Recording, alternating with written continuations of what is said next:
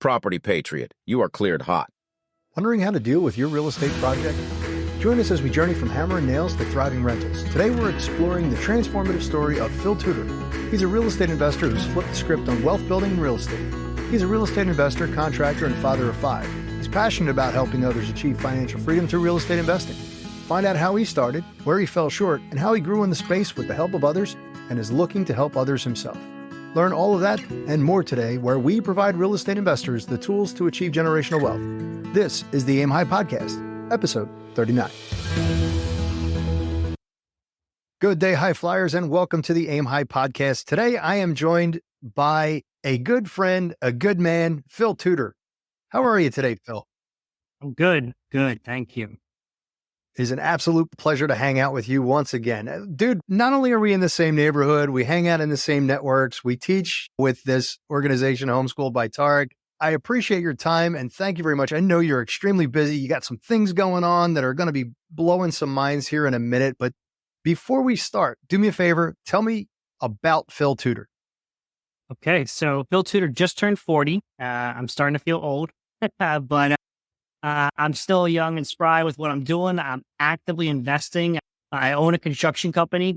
I got a family of 5, so I'm just out there hustling and grinding, but I'm determined. I'm just determined to win at this game. And 7 years ago, I was introduced to real estate investing. A lot of people that I coach come to me, if not all of them, and say they were looking and seeking this. And then they sought out the mentorship and the means to get there.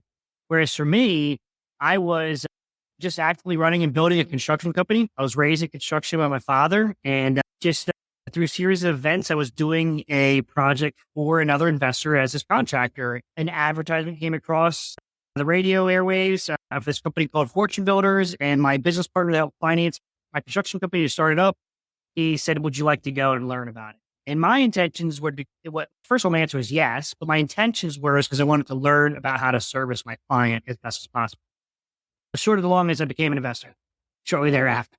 I invested into this curriculum and this program, and it changed my entire trajectory. So now I just feel like I'm just like on this path where I'm just riding this vehicle and it's just taking me down these different opportunities. That it's just one after another, and just the space has really opened up a lot for me. So I'm flash forward over 100 deals done later to 2 different companies in the real estate space. Now solopreneuring it, got 7 rental doors myself, done a couple flips, a couple wholesales in my own company. And I'm still, like I said, actively running my construction company, actively investing, coaching, everything really around this space is where my life is formed now. As anything that feeds this is where I'm at. And then a little bit of personal side, I'm a man of faith on the back end here. And that's where you see the word steadfast in all of my companies. When you get to know me, it's ingrained. So my morals, my philosophy are intertwined even with my business. I don't separate it. It's all for one here for me. Thank goodness, because if not for real estate, I don't meet you. We don't get to hang out. We don't do an event together this past January. We have mutual friends. It's one thing after the other. You and I keep running into each other. And by the way, we were both in that same initial network, and now we're both in another network together. And then we were in another network together, and we're both in South Jersey Real Estate Investment Network, which is yours as well. But Phil, how did you get started in real estate? I know you were in construction, but like actually into the process, what was your first deal like? The first deal was, it's actually hard to remember. I've done so many in a short period of time.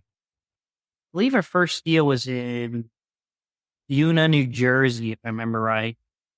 And it was me so my construction company was financed by a gentleman. And as he was just a silent partner and the financial backbone, I was building my construction company. It was actually in the REO space for bank-owned properties and doing property preservation. So I was already in this space, not knowing I was going to be on the other side of the fence eventually. But I was just maintaining the properties, building this company, being the best contractor I could. I think I got up to 60 plus properties assigned to me by Fannie Mae in Southern New Jersey. Became the number 1 contractor within 9 months for them. And a series of events transpired where they got funny with the money. And then I transitioned my resources and team members into the retail space and started servicing clients locally. This partner, like I said, had heard this radio ad about it. And I so happened to, as I was shifting into the retail space to keep my business moving forward, I was connected with a real estate agent that said, hey, would you be interested in doing a flip for an investor out of Ohio? He was virtually investing in New Jersey. I said, yeah, I'll look at it. It's a very funny story in a way, because I think we priced the renovation at like between 70 to 80K. He came back and laughed at us, and he was like, I was thinking more 40. And I had my father help me because I was new at it. My father had a lot of more experience in me in construction, as I was raised by him in it. And he said, no way, walk away, Phil. And I said, hold on a second here. Dad, how much is it going to cost me to do this project? And he broke it down. A day later, he came back and says, it's probably going to cost you around 40,000 materials and labor to do this. I said, okay. I sold the job for $41,000. So for $1,000, I was really investing in learning and getting into that next level as a contractor. But because my other business partner in finance and my company heard this radio ad, he had known this. We were talking often. He was like, hey, maybe Phil would be interested in going to this thing with. And that's where we got into it. Him and I created our company called Steadfast Homes together. It just made sense, since he already helped me with my construction company, that we would partner in the real estate investing space. And we just followed the steps of the curriculum and found a deal and just got into it, and we're just going through it as a flip. And the story goes is that there's a well-known name in this circle of people that maybe listen to your podcast here is JP Gilduff, who was ahead of us in this space of fortune builders. And week number one of me enrolling in the program, he had put a post in their private Facebook group that they allow you into. And he said, looking for a contractor in Southern New Jersey. Look, if you want me to I'll just get details with you. I was sitting on the pooper at the time. I'm like, just doing my Facebook and on the King's Throne type of thing. And I'm like, and it's the randomness. It just was meant to be, because I just happened to see his post. And I just say, I'm your guy without hesitation. I'm a contractor. I wanted more clients. And that just opened up a whole new world. And what happened was, our first 3 deals we did underneath this new Steadfast Homes company that me and this financier, my other company, had started together. We were like gaining speed quicker than our education, if that makes sense, quicker than the curriculum was teaching us. Mm-hmm. We had seen this guy, JP, was in our local market, was ahead of us in that space. So we reached out to him. We said, hey, would you be willing to coach us? We'll give you 15% of our profits. And he said, yes. And then a week or 2 weeks later, he came back and said, this is stupid. We're working against each other. Let's just partner up. And that was history. We just came together, and next thing, in 2 years, we did 80 plus transactions, 40 plus flips, and 40 plus rentals. Looking back, it's hard for me to remember my first deal now, because it's just so many cram packed into 7 years, over 100 deals. It's just crazy. Yeah. Now, there's always one that lives in infamy in our minds. Do you have one of those? Yeah, there is. And it's not an infamy because of some great thing. Like I can think of 3 other deals that I lost a lot more money on than this deal, but with the way it impacted me, this one deal in Newfield, New Jersey, and I was the project manager for the company. It just made sense that when we developed the roles as the partnerships, that I would control what we call the redevelopment phase of the company. I had the most experience in construction, so I handled that aspect. So I managed the contractors and managed the projects. One point in time, in this exact point in time in this story I'm telling you, timeline, I was managing 10 plus flips at a time, 10 flips at a time, and managing my 16 employee construction company in the retail space at the same time.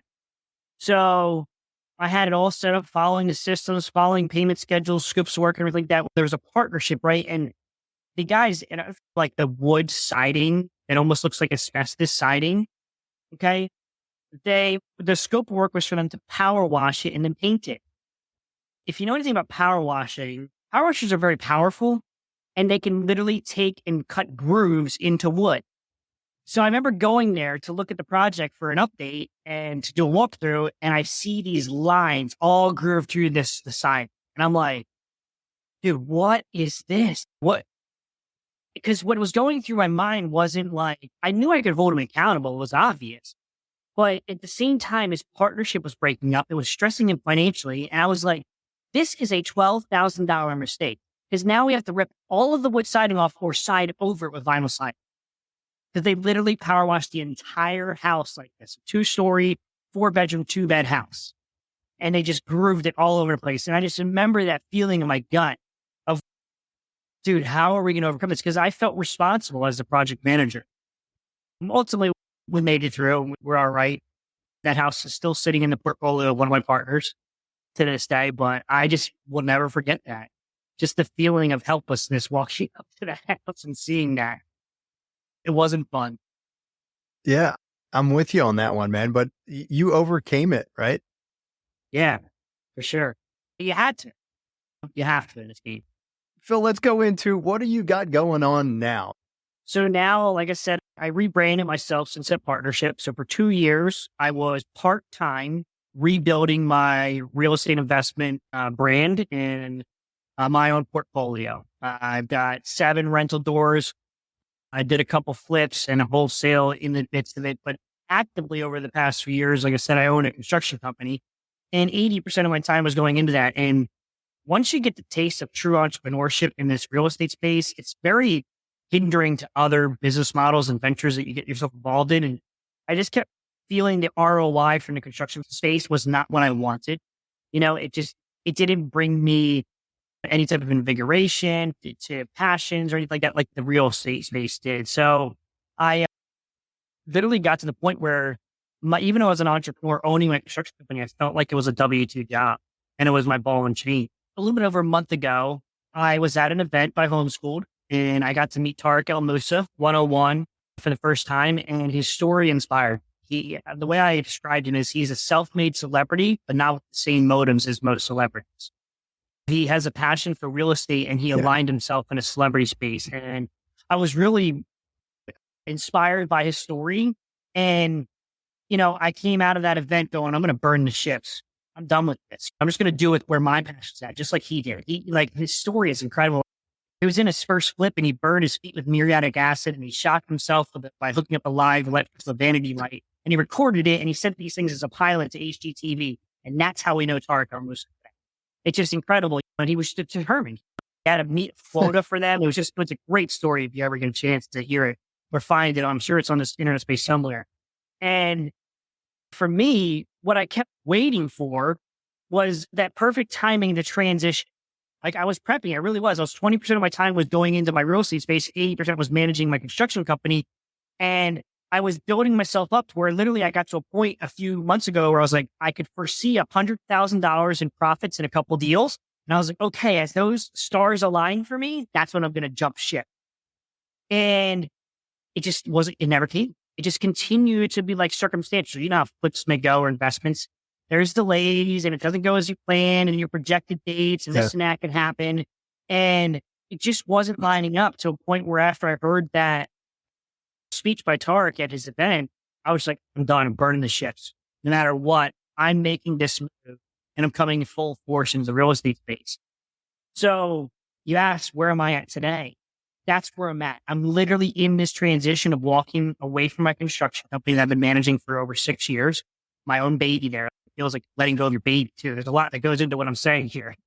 Burning the ships. But I was speaking with my ex-business partner, who's my current, as a mentor of mine in the real estate space, JP Gilduff. And I was mentioning to him, and he proposed the question. He says, what are you going to do with all that knowledge and experience? You're just going to throw that away? And I was like, I'm just going to be an investor, not a contractor. He's like, you're just going to throw it away? Like, Phil, you have so much to give to the community of people out there, of other investors. And we started talking about what transpired into what I call a virtual project management business model.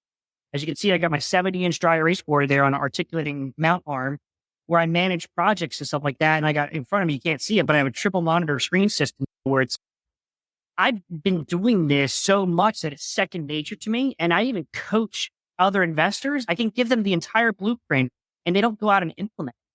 What he sparked me to think of is that, there's something here. I think that there's a very good path to successfully helping other investors, whether they're savvy at it and they've been doing this for a long time or they're brand new, to help add value into their businesses with virtually managing the projects.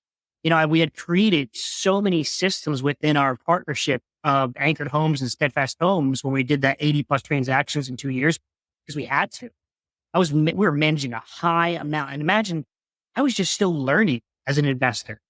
So systems were absolutely paramount and crucial for us to not even lose our shirt in the process. So all of that stuff was like inside of me, but I didn't realize it was there. And he was tapping into that. He's there's so much potential you can offer. And I gave it some serious thought. Here I am today. I'm virtually managing a project for a client up in New York. I have a couple other clients that are going to be coming on board here soon. And it's great. I love it. You know what I mean? Because it doesn't feel like a job to me, because it's such second nature. And I just am basically sharing my experiences in a very high level way with what I was already doing in the past, certain spreadsheets or cadences to how we meet and stuff like that. And it's already been there and ingrained in me. So it's really cool where I'm heading. Like I told you earlier, this vehicle that I feel like I'm on is just like, I'm not even driving here. It's just that real estate investing is such a powerful vehicle that there's so many avenues you can go. And as you start to find the avenue that fits you, you start gaining some tremendous speed. And that's where I'm in that mode right now. Like, I feel like I've hit fifth gear in this being. So yeah, that's where I'm at today. Yeah, man. And there are so many different ways that it's a great point that you're making, that it's not getting into real estate. There's not just one niche, right? Oh, well, I buy single family. Oh, I buy multifamily. Oh, I buy office space or whatever. It's not just about that. There are so many other areas that you can expand into. You're expanding into mentoring and property management. How exactly does that work? Can you go a little bit deeper into how people would reach out I'd to love you to. and get your service? Yeah. We're currently creating a funnel system for this. So you're going to see it come out and roll out here, where it's going to allow you through like filling out a form, because we have to be qualified. This is a done for by us business model. This is not a done for by me. I can't do everything virtually. We need to have a joint collaboration, just like what we did when I was in charge of the redevelopment department in this big push that we had 80 plus transactions in 2 years. There was roles and there was different departments, and that's how we were able to do so much volume. So for instance, acquisitions would find a lead and it would send it to me and it would hit my inbox once the offer is tentatively accepted. I would green light it or red light it. I would quickly get out to the property, look at the numbers, look at the property, walk it, say, yes, this looks like a good deal. No, it doesn't. Or if we move into it, we go into due diligence period, and it would just create a whole series of tasks that I would then initiate of verifying it even further. There's going to be a very rigid structure to me, first of all, seeing if we're a good fit for each other. So this process is going to be about us interviewing each other to see if we're a good fit. And the way I would consider it is that it's you're pre-hiring me. You're not going to hire me when you need me, when you're like, oh, I'm under contract and my project's going haywire. I need you. Though I have done that. I just did that recently for my client. It's doable. It's not desirable. So my goal is that you're pre-hiring.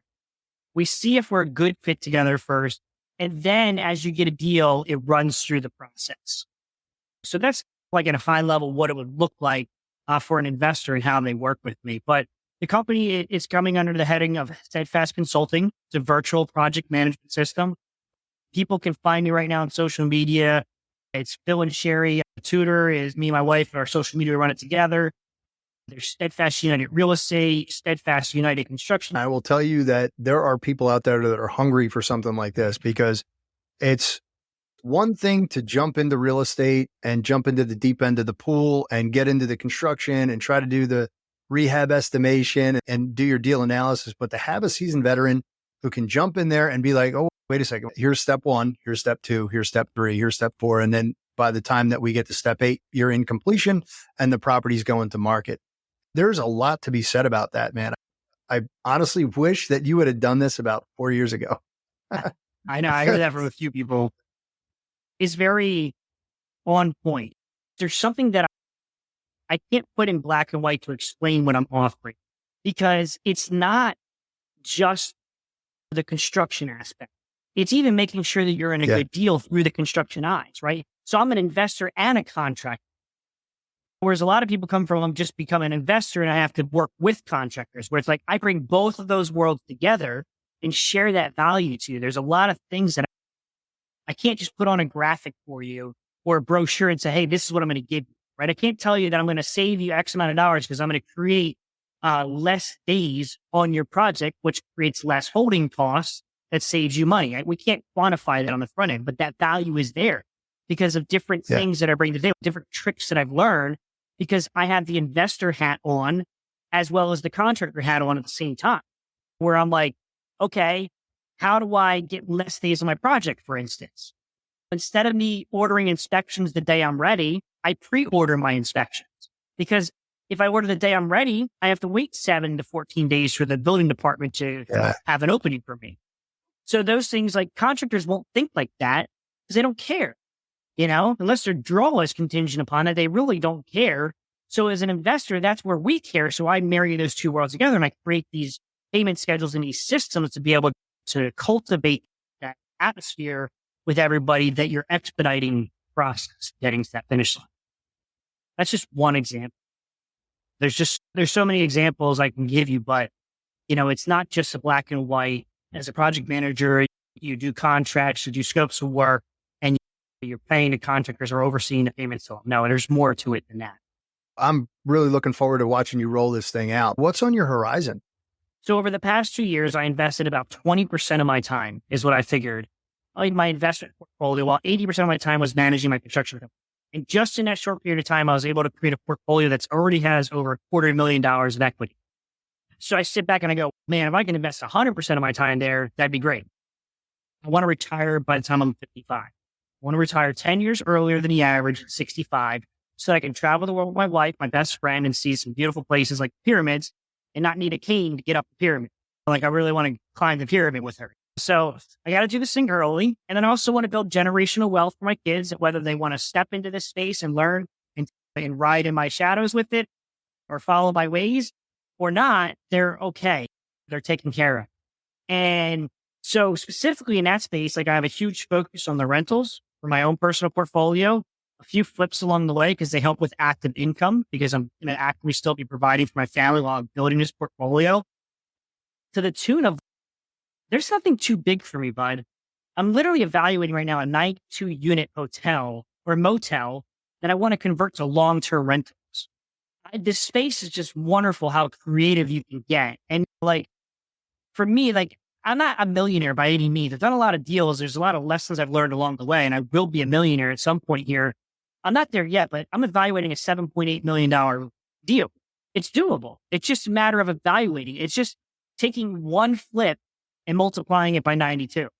That's all I'm doing. So that's where I'm at, where my head's at in my own real estate investment portfolio, is just, to be specific, that is born out of me finding problems in my real estate market and solving them. And there's a problem right now because there's a shortage of rentals. Okay. And there's a problem because the hospitality sector got devastated by COVID. So these properties are sitting all over the place. And I noticed it driving down the road one day that somebody converted this high rise into an apartment building. I'm like, holy cow, is that possible? And sure enough, it's possible. So that's what got me where I'm at today, of evaluating deals just that big, as well as my normal standard fix and flips, burr strategies and stuff like that. But this other space that I'm getting into, this virtual project management, I can see a huge opportunity in front of me because it's not just limited to that. That's where my focus is right now, is building out this system here, which is already built. It's about just marketing it correctly out there and allowing it to be automated for any of you future clients to come in, that it's a form that you fill out. It's easy. It's not a burden. It's all fine-tuned and put in place for you, which is going to be done in about 2 weeks here. It's already being worked on, but there's an umbrella to this redevelopment world. Other things are beginning to crop up from this naturally. Like, for instance, when we raise private capital, it would be very advantageous, and I've spoken to lenders about this and confirmed this with them, that if I were to review your deal, whether I'm your project manager or not, and certify your deal or grade your deal, and maybe even grade you as an investor, they would give you more loan to value on your money. So they would take you maybe from a 70% LTV to a 90% LTV. So it's a world that's blended underneath this umbrella of the construction knowledge of a deal, that where it can be impacted and brought and bring value to other investors out there. So I see this path where I'm going to be offering other things. Another thing, for example, underneath that umbrella is contractor onboarding. Okay. Like I said, my perfect avatar, my perfect client is going to have a good bench of contractors. What if you don't? And you come to me and I say, we're not a good fit right now, but if you could work on this over here, we are going to be a good fit. And you can invest in me if you want to. and I can teach you. We could focus specifically on contractor onboarding for your company, build out your bench, and then get you in front of some deals that you can expedite and get done quickly. There's no better feeling than that, right, bud? When you have the right contractor, Yeah, you're getting done a deal like, I'm telling you, man. lightning speed. I did a deal Yeah, in you 94 hit that days. synergy. It's like music. In 94 days, I did a deal with implementing the perfect systems. This was a full flip, 3-bedroom, 1-bath house, roof, painted the siding, few replacement windows, not all of them, new HVAC, new flooring, new kitchen, new bathroom, all of that. Landscaping, 94 days from purchase to resale, not just 94 days of construction or rehab, from purchase to resale. So it's a great feeling when you align those systems with the right contract. So there's a lot more to this. So that's where I'm heading. That's where I see this heading, and I feel this heading, that there's a lot of value that can be added in this space to the community of investors. Now, as you're progressing through all of this and you're building this system, you're filling your umbrella, what is one thing that you learned? One thing I learned is it's important to identify your avatar, as they would say in the space. I'm not interested in having a stressful next 15 years of my life creating active income. I'm not interested in it. But you could say I've gotten a little arrogant, but not really arrogant, but picky, because I can identify a stress in advance in this space, and I'm not interested in that. So that's one of my biggest takeaways lately, because the very first client I brought in it's a longstanding student of mine, and she was mid-project GCing for the first time, and I'm having to help her take it from this position halfway and get her across the finish line. And it's not that fun. And there's certain things that she's not listening to and implementing. So the biggest thing I'm learning right now is me qualifying my future clients appropriately is super, super important to make this work, because this is a done for by us. This is a collaboration. It's not, I can't do everything. And if I feel like I'm dragging the investor along the way, it's just not going to be fun. And I'm not interested in that. Are you a veteran or a first responder looking to get into real estate, struggling with not knowing how to start, or afraid to get started, or worse? You're listening to the world lie and tell you that a 401k is all you're going to need when you're ready to retire. Well, go ahead and give me a follow on Instagram at bud.evans, where I show my followers how to overcome the fear and knowledge barriers and get to their financial freedom through rental properties. Follow at bud.evans on Instagram for more. Phil, we're going to go into the Soaring 4. These are the same 4 questions that we ask every guest who may be able to help someone who is just starting out achieve new heights. Question number 1 is, what do you use to keep you motivated? My family. Focusing on the goals and the future of my family is super important to me. I had a good childhood, but there were certain things that we couldn't afford when I was a child, like certain clothes and sneakers. And I remember those feelings.